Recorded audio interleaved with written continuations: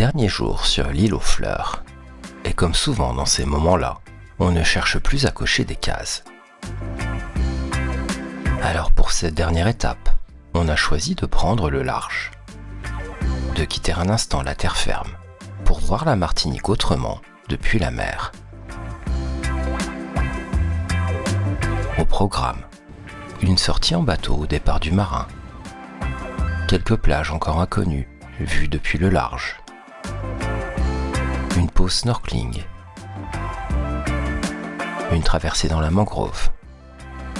Et pour finir, un déjeuner les pieds dans le sable près de Sainte-Anne.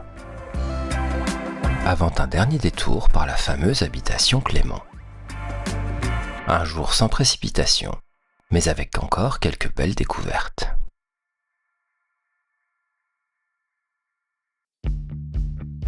C'est au port du Marin que commence notre journée.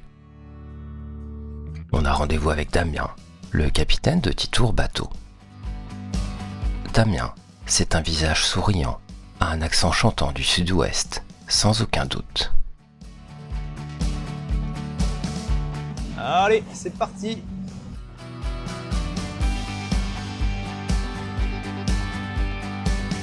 À droite, c'est le Club Med que vous voyez. Et pour cause, avant de venir s'installer ici, il était chef d'entreprise à Toulouse. Une vie bien remplie, bien rythmée. Il a tout plaqué pour venir s'ancrer en Martinique. Jusqu'à présent, j'ai géré la société qu'on avait à Métropole. Pendant 15 ans, on a eu plusieurs magasins et Mélanie a géré ça. On avait des responsables de magasins dans chaque magasin. Et ensuite, là, on a stoppé notre entreprise et on a ouvert ici une société de conciergerie où on s'occupe de l'accueil des gens, du ménage, du linge, de commercialiser les biens sur Internet, sur les plateformes comme Airbnb, Booking. Mélanie, elle gère toute cette partie-là. Et en plus, on a ouvert dans cette conciergerie une activité jardin et entretien de piscine. Et aujourd'hui, c'est depuis son petit bateau qu'il partage sa nouvelle vision du temps. Son bateau est petit, à peine 5,50 mètres, mais c'est justement ce qui fait toute la différence. Grâce à sa taille, on peut s'approcher au plus près des côtes, entrer dans les criques, glisser dans les mangroves, et surtout, profiter du calme. À bord, juste Damien et nous. Un bateau privatisé, une sortie à notre rythme, loin des excursions de groupe et des catamarans bondés. Avec Titour Bateau, chaque balade est pensée comme une expérience unique. C'est quelque chose qui ne se pratique pas, je pense, ici, en fait. C'est plus des bateaux plus grands, en fait, où il y a 8, 10, 12 personnes. Tu n'as pas la privatisation, quoi, en fait. Sinon, tu peux la demander, hein. Mais en termes de prix, c'est pas quelque chose qui se pratique énormément, quoi. Damien propose plusieurs formules. Alors j'ai plusieurs balades. J'ai cette balade que je vous fais découvrir qui s'appelle la balade d'évasion tropicale, où on découvre la mangrove, la baie de Sainte-Anne. Il y a une plage très intimiste qui s'appelle Anse Meunier. Ensuite on va découvrir Petite Anse des Salines, Grande Anse des Salines. Et on va jusqu'à la limite entre la Caraïbe et l'Atlantique qui est Anse à Prunes, là où il y a la Table du Diable et l'île Cabri. Et ensuite on refait un retour du côté de la côte de Anse Figuier. Et là, je vous amène à la réserve naturelle de la Pointe Borgnesse, où il y a quantité de variétés de poissons différentes, des coraux. C'est là où viennent passer leur baptême de plongée, en fait, ceux qui font de la plongée en bouteille. Il organise aussi des sorties au coucher du soleil, ou des balades personnalisées, construites selon les envies du moment. Et ensuite, j'ai une autre balade autour du Rocher du Diamant. J'ai encore une autre balade où je vais jusqu'à Anse-Darlé voir les tortues. J'ai une autre balade où on fait un coucher de soleil, en fait, on part en fin de journée et on fait un petit apéro sur le bateau au coucher de soleil. Et pour les amateurs, il propose même des matinées de pêche à la ligne. Un petit concept, tu vois, de prendre une petite formule 1 à 4 personnes, c'est quelque chose qui plaît beaucoup parce que les gens découvrent, visitent et en même temps sont qu'entre eux, quoi, tu vois. Ça, c'est le petit côté intimiste. Ce qu'ils partagent, ce n'est pas juste un itinéraire. C'est un rapport à la mer, au silence, à l'île. Et surtout, une manière différente de découvrir la Martinique. Plus intime, plus attentive, plus libre. En fait, je m'adapte beaucoup à ce que veulent faire les gens, quoi. Très vite, le paysage change. Nous mettons le cap vers des coins plus sauvages. Ça, c'est Anse Figuier, là. Toujours. Le bateau glisse lentement, au rythme de la houle légère. Puis vient la plage des Salines.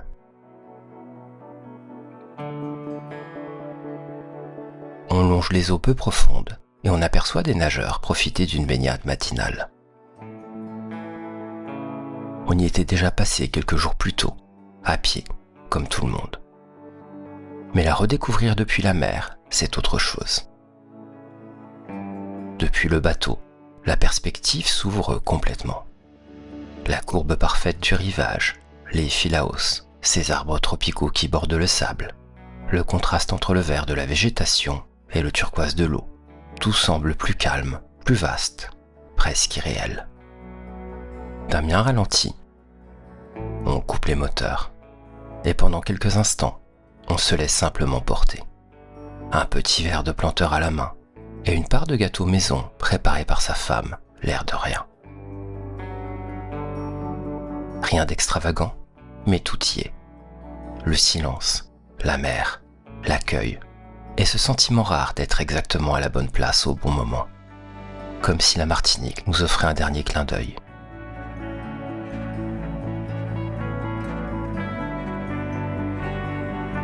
Nous repartons un peu plus loin au large, où il nous propose une pause snorkeling.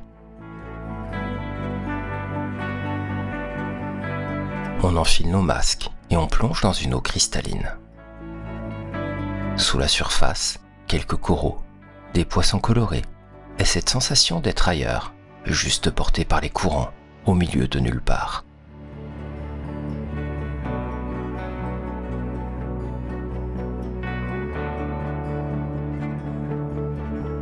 Après cette parenthèse, on reprend la route vers Rivière-Pilote. Damien nous fait entrer dans la rivière Poirier, un bras d'eau calme qui serpente à travers la mangrove. Le contraste est immédiat. L'ambiance devient plus feutrée, presque silencieuse, à peine troublée par le clapotis de l'eau contre la coque et le chant des oiseaux dissimulés dans les branches.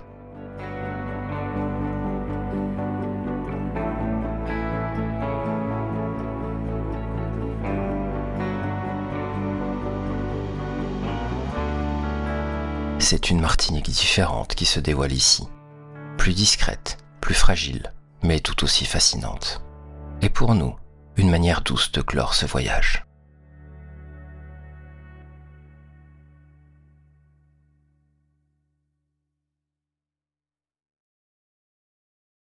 Après la sortie en mer, on revient à terre, encore un peu bercé par les flots, et surtout affamé. Direction Paille-Bocaille, un petit restaurant situé juste à côté de la plage de la Pointe-Marin à Sainte-Anne. Ici, pas de grande enseigne, ni de décoration tape à l'œil, mais une ambiance simple, chaleureuse, et surtout, une cuisine qui fait mouche. Ça fait longtemps qu'ils sont là quand même, et puis ça reste local, et puis on se sent comme à la maison, donc finalement on a plaisir à venir là, et puis on est comme chez nous quoi du coup, donc n'hésitez pas à venir et puis partager un petit punch.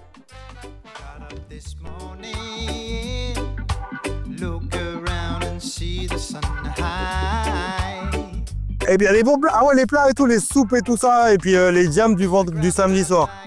Le samedi soir, les jam sessions de samedi soir avec plein d'artistes et tout différents de l'une. C'est cool, c'est assez sympa, et puis tu sais, c'est assez exclusif et tout, tu vois. On est dans un coin qui est dans le sud, où on est assez... ça reste petit, ça reste convivial. On n'est pas sur des grands axes et tout ça, et puis... voilà quoi. On y mange incroyablement bien. Poisson grillé, accra, gratin pays, dessert maison. Tout est frais, généreux et préparé avec soin. On sent que rien n'est laissé au hasard, mais que tout se fait dans la bonne humeur. Il y a ici quelque chose de familial dans le meilleur sens du terme. Cynthia, la propriétaire, est en cuisine, mais garde toujours un œil en salle. Elle passe entre les tables, discute, sourit, sans jamais forcer. On a vraiment plaisir à recevoir nos clients chez Paille-Bocaille pour qu'ils puissent vraiment percevoir la cuisine qu'on leur fait découvrir et voir toute la passion et l'amour qu'on met dans nos assiettes. Ça peut passer vraiment par une très belle salade avec des fruits de saison ou les légumes de saison parce qu'on mélange beaucoup les fruits et les légumes dans nos salades. Et le poisson aussi, on a vraiment de très bons pêcheurs ici et j'arrive à me procurer les poissons de saison et c'est le poisson du matin qui sera servi dans vos assiettes. Et voilà, la cuisine c'est une passion pour moi et j'essaie de faire véhiculer ma passion à toutes les personnes qui viennent découvrir Pai Bokai. Et on a des bons cocktails aussi et des cocktails qu'on ne trouve qu'ici, il faut venir les découvrir. Et avec de belles personnes, toujours très souriantes et on vous attend. On ne leur demande rien et pourtant, ils prennent le temps. C'est aussi ça la Martinique, des rencontres qui ne sont pas prévues mais qui laissent une trace.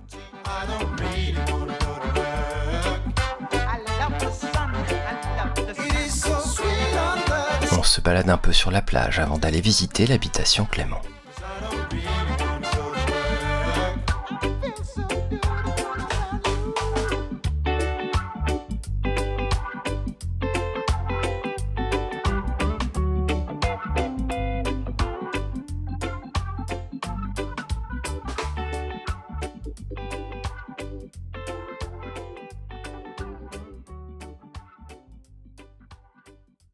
Située au François, sur la côte atlantique de la Martinique, l'habitation Clément est bien plus qu'un domaine agricole. C'est un lieu de mémoire, d'histoire, de technique et de culture créole. La visite commence dès l'entrée par un grand jardin tropical parfaitement aménagé.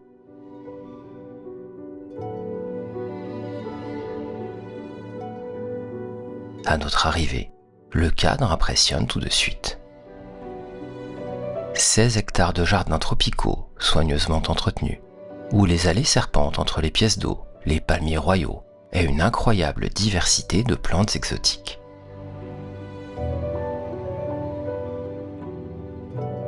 Dès les premiers pas, on est entouré par la végétation. Palmiers royaux en enfilade, sabliers hérissés d'épines, fleurs exotiques, arbres venus des tropiques du monde entier, et de nombreuses œuvres d'art.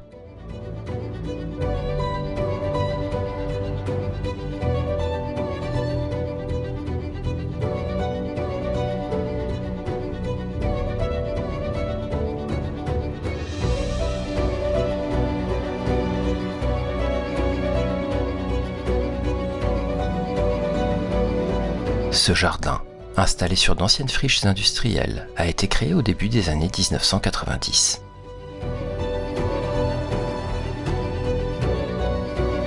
Il recouvre ce qui fut autrefois les bassins de décantation de la distillerie. Désormais, transformés en pièces d'eau, ils accueillent une faune aquatique.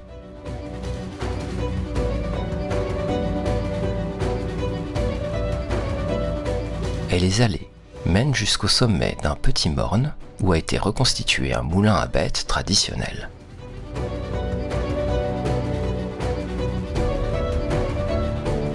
C'est calme, ombragé, bien pensé.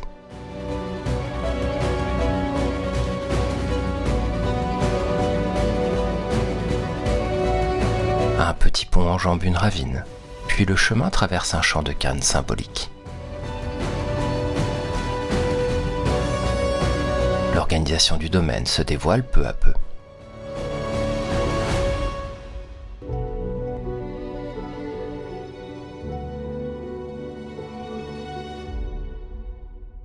Plus loin, on entre dans les chais.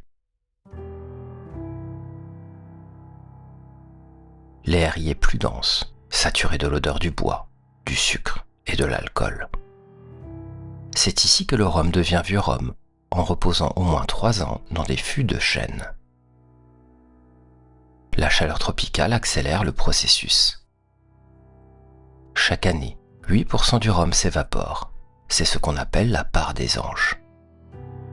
Les fûts sont rangés en pyramide. Certains viennent du Kentucky et ont déjà servi au Bourbon.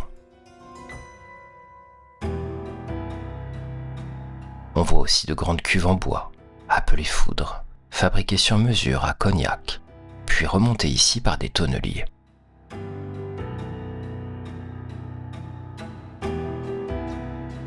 chaque chai porte un nom. Omer Charles, Georges Louis, Jean José. Un arbre généalogique en barrique. C'est dans ces espaces que le maître de chai assemble, réduit, oxygène et affine les cuvées. On arrive à l'ancienne distillerie, fondée par Omer Clément en 1917.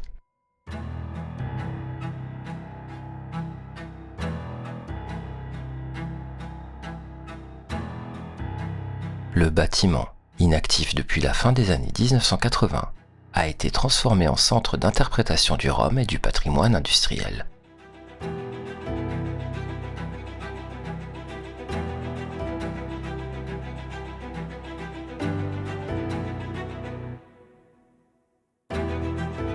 À l'intérieur, tout est d'époque. Les chaudières à vapeur fabriquées à Saint-Quentin, la machine Corliss à double effet, les colonnes de distillation en cuivre, les moulins à canne. Tout est là, restauré, expliqué, mis en valeur.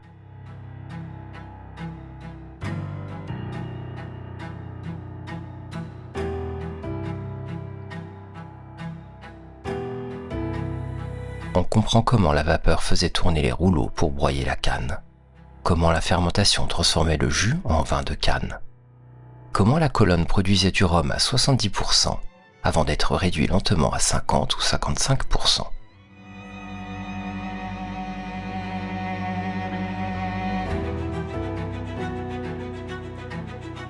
Une section est dédiée aux ouvriers de l'époque, distillateurs, mécaniciens, aides, tous formés sur le tas. Des portraits, des témoignages audio et une exposition photographique rendent hommage à ces anciens travailleurs.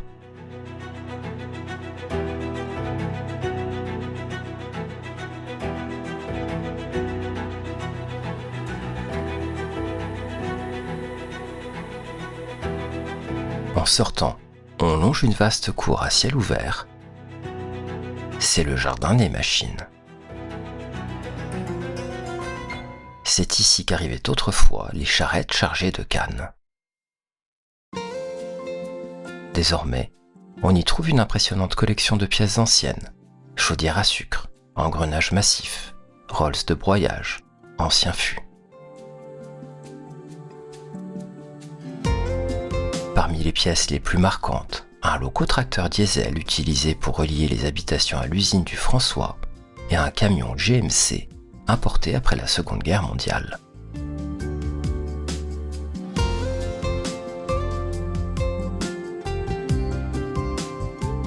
On apprend que ce changement a marqué la fin du transport par bœuf et mulet et la modernisation du secteur.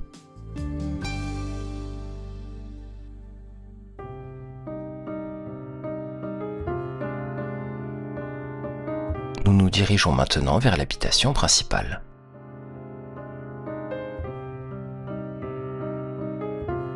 En contrebas de la maison, une bâtisse plus moderne servait autrefois à accueillir les invités de passage. Aujourd'hui, elle abrite une galerie documentaire où sont présentées des photos historiques et des archives marquantes.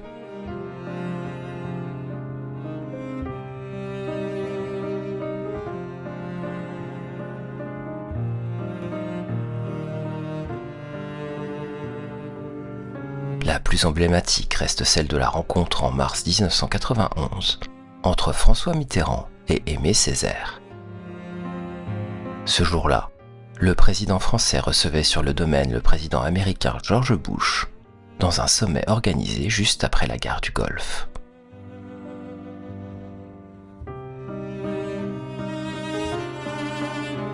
Cette image, exposée à l'intérieur, symbolise à la fois l'ancrage diplomatique du lieu et sa portée culturelle.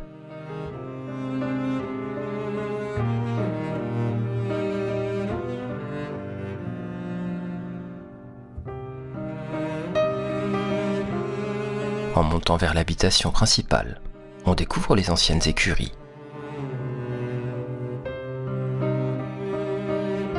Partiellement en maçonnerie, qui accueillaient les chevaux du propriétaire. L'ensemble incarne l'équilibre entre fonctionnalité et élégance qui caractérise l'architecture rurale créole du XIXe siècle.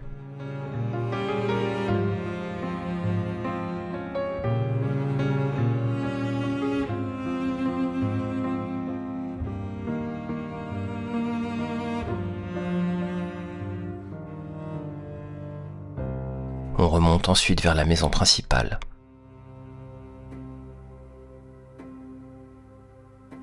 Nous arrivons sur une cour centrale, autour de laquelle s'articulent les bâtiments utilitaires de l'habitation.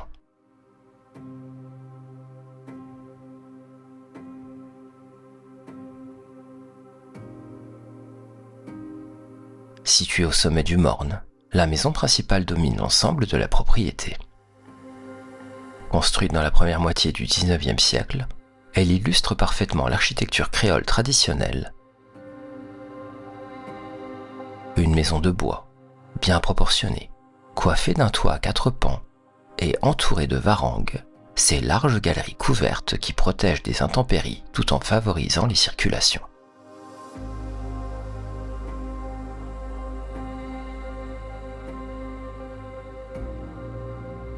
Dès l'entrée, on comprend que cette maison a été conçue pour le climat tropical. Les pièces sont traversantes, avec des ouvertures en vis-à-vis, des persiennes orientables et des plafonds hauts. Cette ventilation naturelle, élément fondamental de l'architecture créole, permet aux alizés de circuler librement, rafraîchissant les espaces sans recours à aucun dispositif artificiel.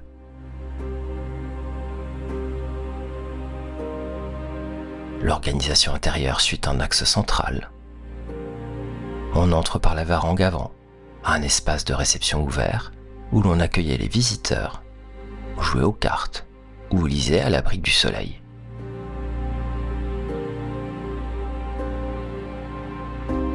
On accède ensuite à un hall central qui dessert les pièces de vie. Sur la gauche, on découvre le salon avec ses fauteuils en rotin, son mobilier ancien, quelques portraits de famille et parfois un piano. C'était le cœur de la vie sociale. En face, la salle à manger est aménagée autour d'une grande table en bois massif, entourée de buffets et d'objets d'époque. Vaisselle fine, chandeliers, plats de service. L'atmosphère est sobre, mais empreinte de raffinement.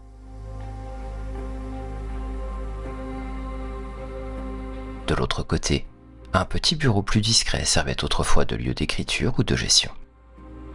On y trouve encore un secrétaire, des documents anciens et quelques livres.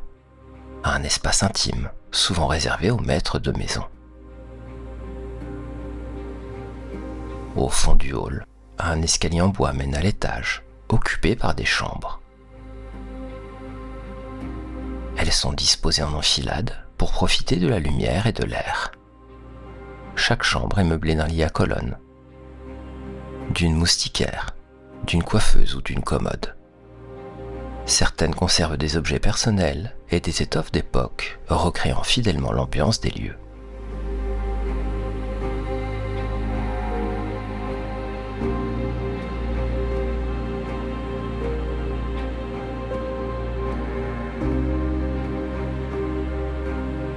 Enfin, à l'arrière, une varangue plus intime s'ouvre sur le jardin.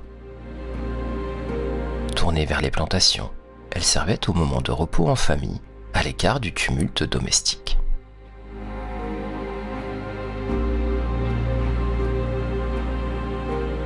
Non loin de la maison, mais volontairement séparée, se trouve la cuisine extérieure. Comme dans toutes les habitations créoles, elle est isolée du bâtiment principal pour des raisons de sécurité et de confort thermique. On y préparait les repas quotidiens, mais aussi les banquets des grandes occasions.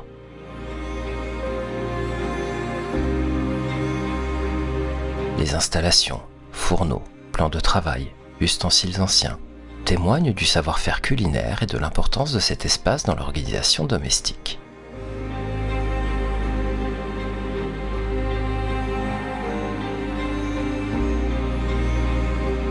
Enfin, En face de la maison principale, de l'autre côté de la cour, une petite galerie contemporaine complète le parcours.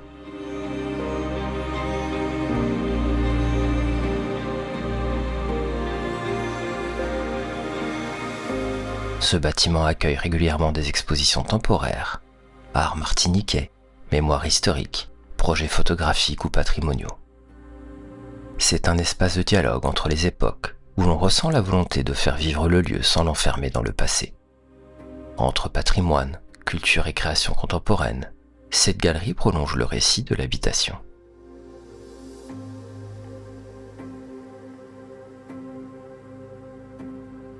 En redescendant, on traverse un espace plus contemporain, la Fondation Clément.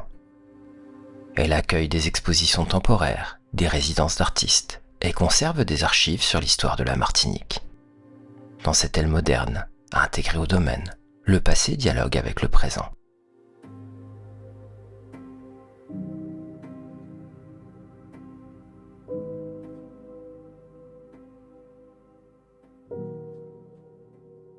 La visite se termine par une halte dans la boutique. On y trouve toute la gamme des rhums Clément, des cuvées classiques aux millésimes les plus rares.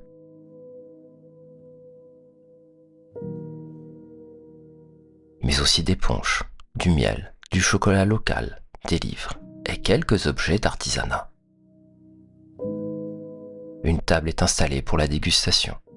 On peut goûter un rhum blanc, un rhum vieux haut de gamme, et discuter un peu avec l'équipe. L'occasion de faire durer le plaisir ou simplement de prolonger l'expérience sensorielle.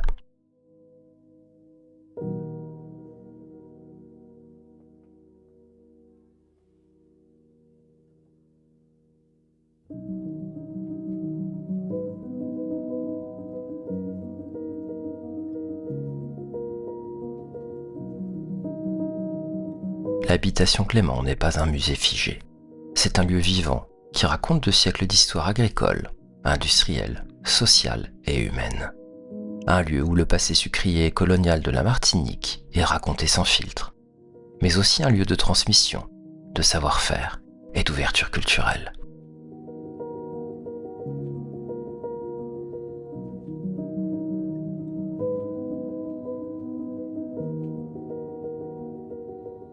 Dernier jour, dernière étape.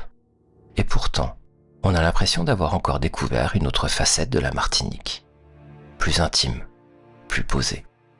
Comme une respiration après l'intensité des jours précédents.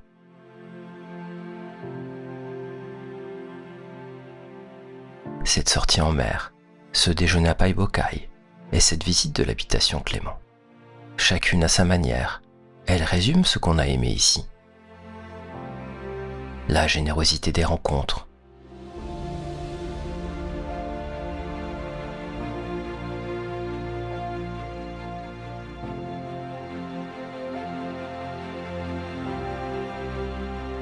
la richesse du patrimoine et ce rapport si particulier au temps. On quitte l'île avec le sentiment d'avoir touché quelque chose d'essentiel. Pas seulement des paysages ou des sites touristiques, mais un mode de vie, une mémoire, une sensibilité. Et on sait déjà que cette île nous habitera longtemps. Si ce film vous a plu, nous vous invitons à découvrir l'ensemble de nos épisodes sur notre chaîne YouTube et à vous abonner pour découvrir d'autres destinations. Ainsi se terminent nos aventures en Martinique. À bientôt pour de nouvelles découvertes.